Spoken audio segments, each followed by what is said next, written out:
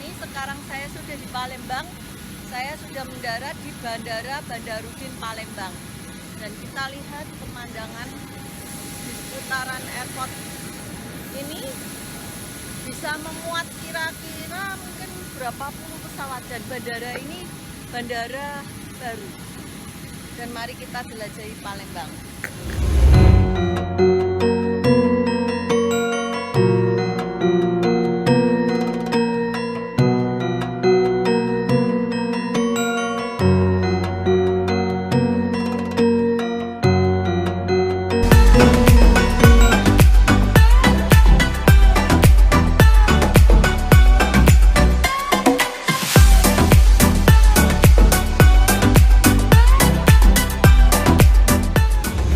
Salam Indonesia Jaya bersama Dr. Aryani. Sekarang saya sudah di Palembang. Di sebelah saya ini Bu Lisa, salah seorang kabid pariwisata kota. Beliau ini orangnya asik ternyata. Dan ingat, keluarga Indonesia tidak semua pejabat jaim. Beliau cool orangnya dan asik ya Bu dari tadi. Wonderful Indonesia, pesona Indonesia. Dan ini kita sedang melihat kain-kain yang cantik-cantik ada di salah satu pengrajin di Palembang ya Bu. Iya, Ya? namanya Ibu Aja Asmi Astari. Oh. Tapi beliau sedang ke Jakarta ya. Nah, ini kain apa ini? Ini kain songket. Songket ya. Namanya kain songket, motifnya asli motif Palembang. Jadi di Palembang itu ada 22 Cantik ya. motif yang sudah dihakikan, sudah terdaftar. Oh, salah satunya ini. Salah satunya ini. Jadi banyak motif tapi 22 yang sudah diakui, didaftarkan di hak atas kekayaan intelektual. Ini apa? Motif apa ini? Ini namanya? motif apa ini Mbak Risma? Apa? Bintang beranting. Bintang beranting. Iya. Terus yang satu tadi mana motif mana tadi? Ini motif apa nih? Bunga Cina. Bunga Cina. Bunga Cina. Ya, ini bunga Cina ini motifnya. Oh, ini ada tumpalnya juga ya. Ini tumpal betul nih, ini tumpalnya ini. Ya. Oh. Dan kainnya begitu cantik dan bling-bling, kita lihat timbul. Coba Dan yang lain, pembuatannya warna juga hijau. Motif lain. yang membedakan antara printing dengan asli itu kita harus lihat baliknya, keluarga Indonesia. Kalau di baliknya Nah, ini. ada seperti ini, itu menunjukkan asli tenun. Dan ini Pembuatannya juga 1 bulan loh Bu.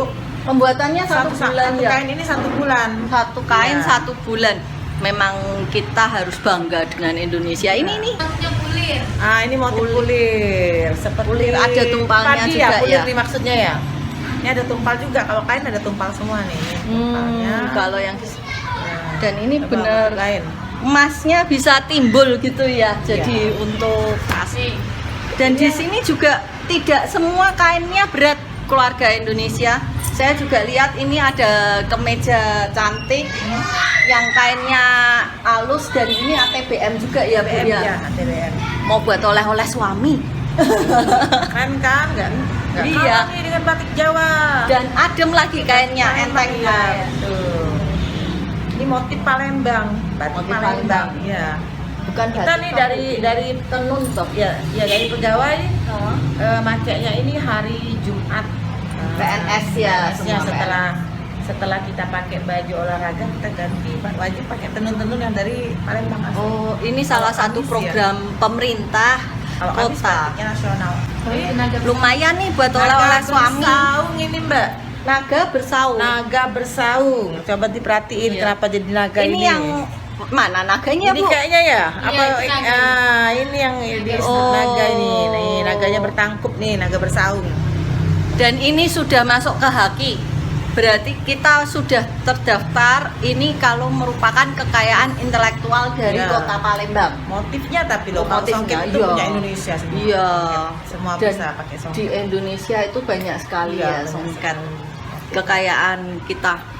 Ya, keluarga Indonesia kita sudah lihat hanya beberapa motif, karena benar-benar banyak sekali yang bisa kita lihat dan pelajarin di Palembang ini.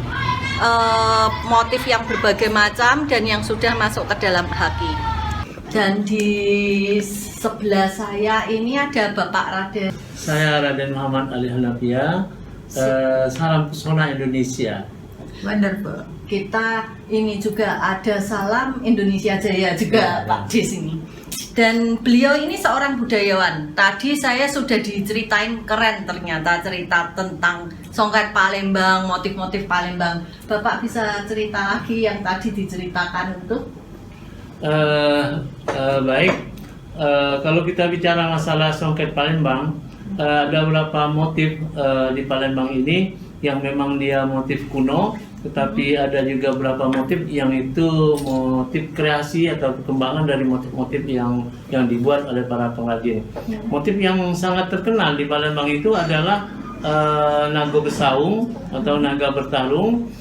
Itu bisa lepus dia.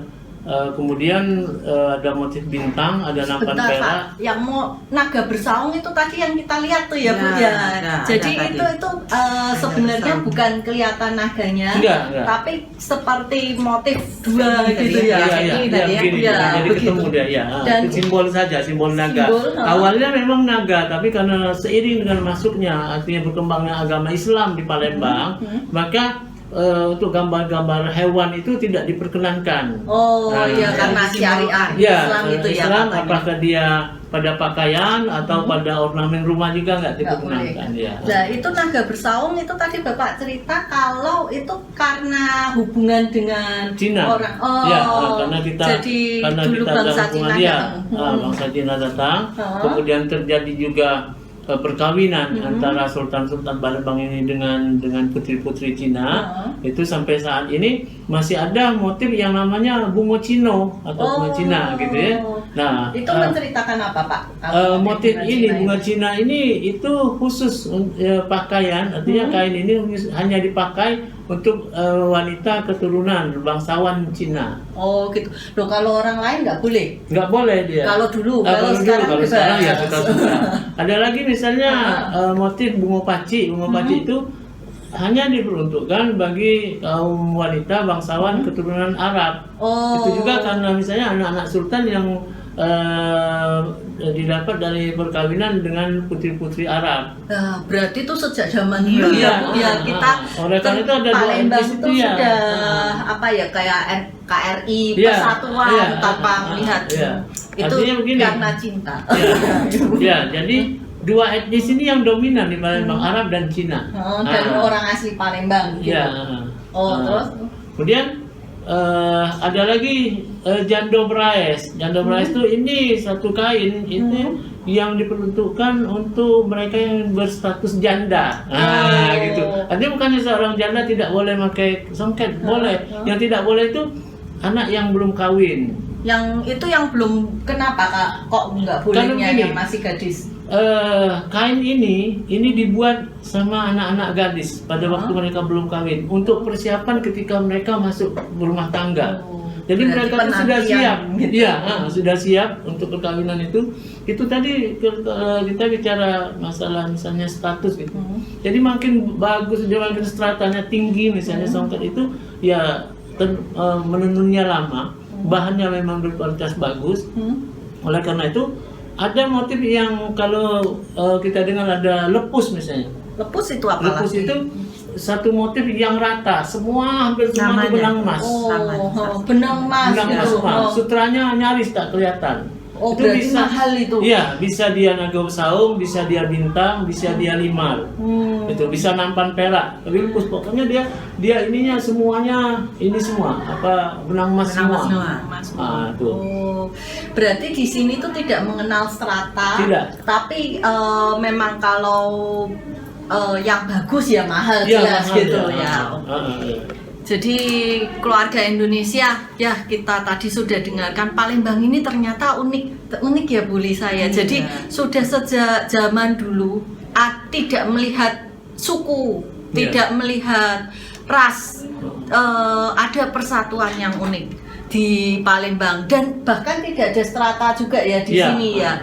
Jadi saya bilang kenapa Indonesia tidak mencontoh Palembang dalam hal persatuan ini? Jadi karena cinta bisa menyatukan semua ras ya. Karena cinta bisa menyatukan perbedaan kita. Justru di perbedaan itu menghasilkan banyak budaya yang unik ya. Dan itu yang saya lihat perlu dicontoh juga untuk semua rakyat Indonesia, karena kita tetap harus menjaga NKRI 1 dan tetap ingat gerbang Pak Dukin.